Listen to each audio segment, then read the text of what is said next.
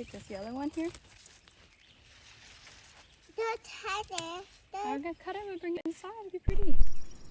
I've designed and drafted many landscape plans for my work, but what I love about growing my own garden is there is so much opportunity for creative expression and beauty.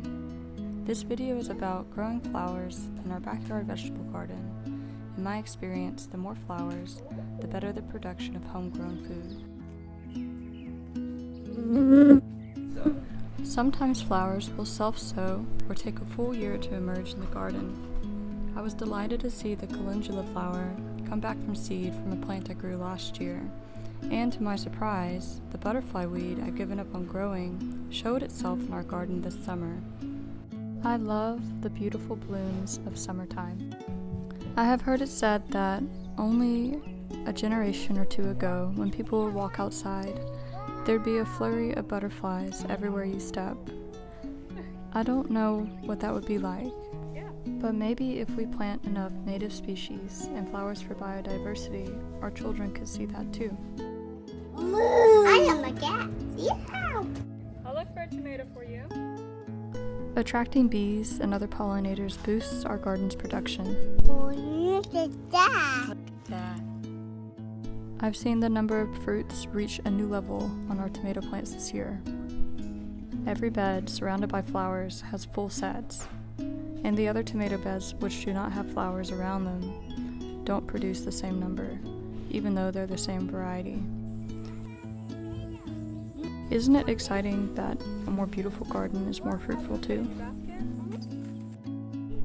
While some plants are self-fertile, and I could technically hand-fertilize much of our produce, that level of management only works effectively for small-scale gardens.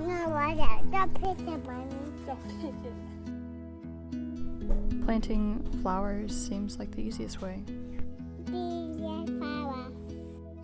In today's video, I'd like to show you some of our flower beds. Oh, look at the other flowers up there. Yeah. Okay.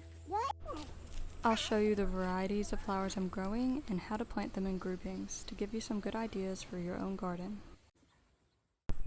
The flower bed I'll show you is a mixed border in our vegetable garden. There is no monoculture in landscape design. In the world of vegetable gardening, a productive food crop bed mixed with perennials is called polyculture. But in landscape design, this is just called a planting plan. This bed borders our vegetable garden, and it's filled with perennial flowers grown from tubers and bulbs. Perennial just means they continue to grow every year, whereas annuals only last for a season. For a successful polyculture in a vegetable garden, it helps to think about tiering the plants like this by bloom time for attracting pollinators all season long. In this bed with our tomatoes, I planted a mix of flowering perennials. Those good tomatoes. And they bloom in succession from the beginning of spring through the end of summer, starting with these tulips, then followed by the dahlias and lamb's ear, later the crocosmia and the Abyssinian Gladiolus, and finally the Asiatic lilies. To design with something that's a living medium like plants, which change in every season, and to factor in all of the variables that can affect it as a composed ecosystem, it's kind of like an analogy with writing sheet music. If the landscape designer is the composer, then nature is the conductor. It's all about the timing.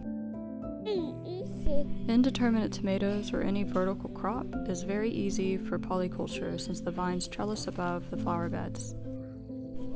In early spring, our polyculture bed looked like this, and I'd like to show you a little bit more about each flowering variety now. The mixed varieties I planted in this bed also serve multiple purposes.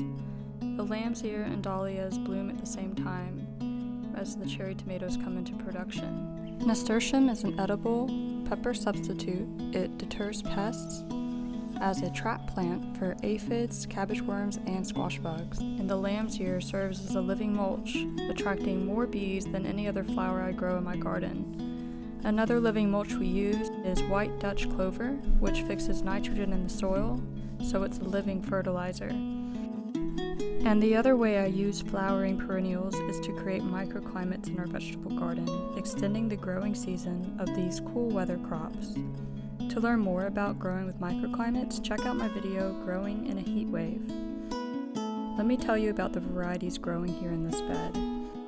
It is a mixture of dahlias, crocosmia, and Abyssinian Gladiolus. The crocosmia and Abyssinian Gladiolus are bulbs. They like a lot of water, and I've planted them in a bed where the children's playhouse drips water as a source of irrigation. The flower bed where the water flows down is next to our bell peppers and our tomato plants. You see the yellow flowers behind you? So that's how I created a beautiful polyculture garden with amazing yields using a mix of different flowers. I hope it inspires you for your own home garden.